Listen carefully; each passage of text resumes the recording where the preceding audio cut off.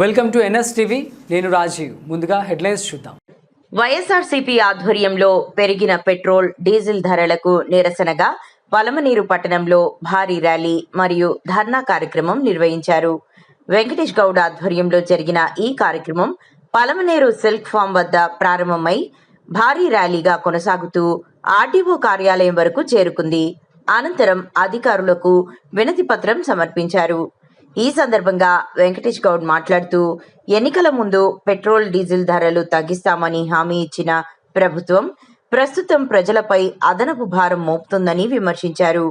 రాష్ట్రంలో అధిక వ్యాట్ కారణంగా దేశంలోనే అత్యధిక ఇంధన ధరలు నమోదవుతున్నాయని, దీని ప్రభావం సాధారణ ప్రజలు, రైతులు, వాహనదారులపై తీవ్రంగా పడుతోందన్నారు. మీరేం చెప్పారు? ఈరోజు ప్రజలు ఎంత ఇబ్బంది పెడుతున్నారు. మిమ్మల్ని నమ్మి సామాన్య ప్రజలు ఓట్లేసి గెలిపిస్తే చంద్రబాబు నాయుడు గారు ఏదో ఉద్ధరిస్తాడని నమ్మితే ఈ రోజు నెట్టేట ముంచినటువంటి ఘనత చంద్రబాబు నాయుడు గారిది. ప్రజలందరినీ కూడా మోసం చేసినటువంటి ఘనత చంద్రబాబు నాయుడు గారిని కూడా తెలియజేస్తున్నా.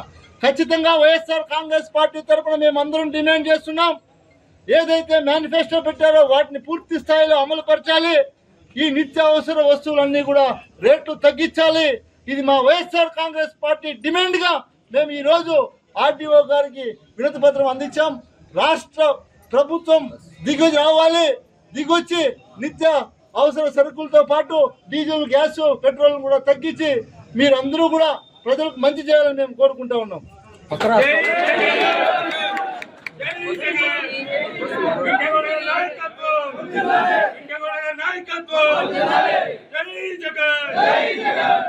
అదేవిధంగా మీరు గమనిస్తే జగన్మోహన్ రెడ్డి గారు ముఖ్యమంత్రిగా ఉన్నప్పుడు ఆర్టీసీలో పనిచేస్తున్నటువంటి ప్రతి ఒక్కరిని కూడా ప్రభుత్వంతో అనుసంధానం చేసి వాళ్ళకు మంచి గుర్తింపు ఇచ్చి వాళ్ళకు అన్ని సౌకర్యాలు కల్పిస్తే మీరు అధికారంలోకి వచ్చిన తర్వాత ఇప్పుడు మళ్ళీ ప్రైవేటీకరణ చేయాలంటున్నారు. ఇది ఎంతవరకు న్యాయం అడుగుతున్నాం.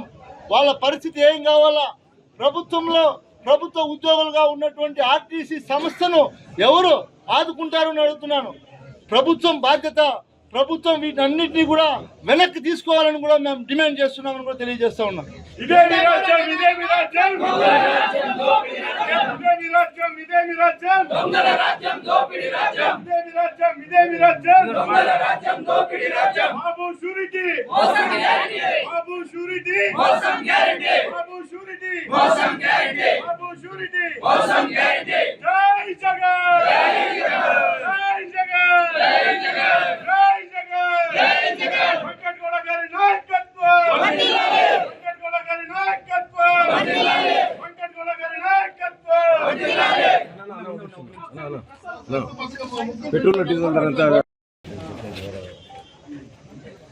వీళ్ళు కూటమి ప్రభుత్వంలో ఉండి ఈ రాష్ట్ర ప్రధానమంత్రి మోదీ గారు ఏదైతే ఆదేశించారో వాటిని కూడా అమలు చేయలేకపోతున్నటువంటి దుర్మార్గ పరిపాలనగా చూస్తున్నాం. ఎందుకంటే సాక్షాత్తు ప్రధానమంత్రి గారే ఆయన కాన్వాయిని తగ్గించుకొని ఇంధనం భారం పడకుండా ఉండాలని ఆలోచన దూరదృష్టితో చెప్తే మన రాష్ట్రం, మన కర్మ, మన ఆంధ్ర ప్రజల కర్మ వీళ్ళని గెలిపించిన దానికి ఈరోజు ముగ్గురికి 3 ఫ్లైట్లు, 3 హెలికాప్టర్లు, విచ్చలవిడిగా ప్రయాణాలు. పొద్దున్న హైదరాబాద్లో బయలుదేరుతారు, విజయవాడకు వస్తారు. ఏదో ఆఫీస్ పని చూసుకున్నట్లుగా ఆఫీస్ చూసుకొని సాయంత్రం మళ్ళీ విజయవాడ నుంచి బయలుదేరి హైదరాబాద్ చేరిపోతారు.